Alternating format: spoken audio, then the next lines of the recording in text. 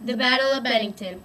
The Battle of Bennington took place in August 1677 in Wallamsack, New York, about 10 miles away from Bennington, Vermont. There were many combatants like Germans, British, Canadians, Indians, and Loyalist Americans from General John Burgoyne's army. There were 2,000 militiamen from New Hampshire and Massachusetts, led by General John Stark in the American side, and the generals from the British side were Colonels Baum and Raymond. Raymond had 600 men, and Baum had 650 and 3-pounder guns. General John Burgoyne's army had forced its way south from Canada down Lake Champlain and then to Fort Edward on the Hudson River. General Schuyler lay on the American army to the south of the Mohawk River Junction on the Hudson, covering the New York state capital, Albany. The rebel colonist affairs in the north seemed at a low ebb since the banning of Fort Ticonderoga and the hurried retreat. But Burgoyne's situations were far from promising. His army struggled through the heavy forest from Ticonderoga to building a road to carry the artillery and carts. Schuyler had wasted the country, leaving Burgoyne with a short amount of supplies and proper transport. His army had so few horses that many men were still on foot. The difficulties proved yet another reminder of the problems of campaigning in the vast forests of North America experienced by every British soldier since Braddock in 1755.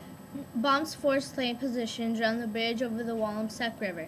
Some of his troops were in hastily prepared fortification on the south side of the river, while others were on the north side. The main position was a redoubt built by the Brunswick Dragoons and the British riflemen on the hill half a mile back from the bridge.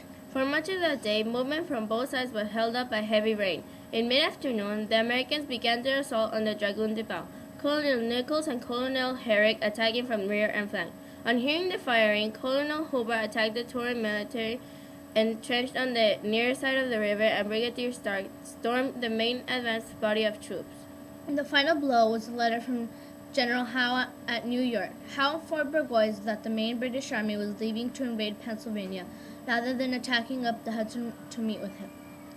As envisioned in the original plan for Burgoyne's campaign, all of the Baum's position collapsed. Most of the soldiers and Indians escaped into the woods.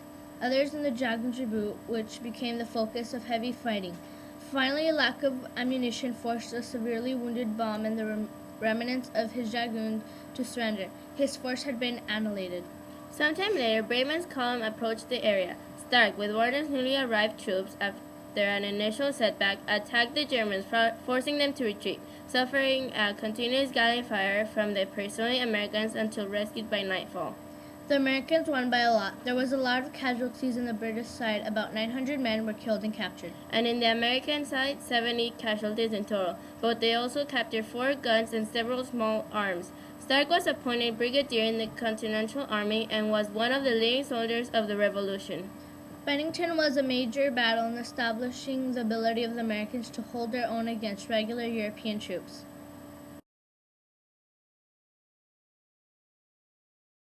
This movie was brought to you by Lay's Chips and Sunny D. Thank you for watching.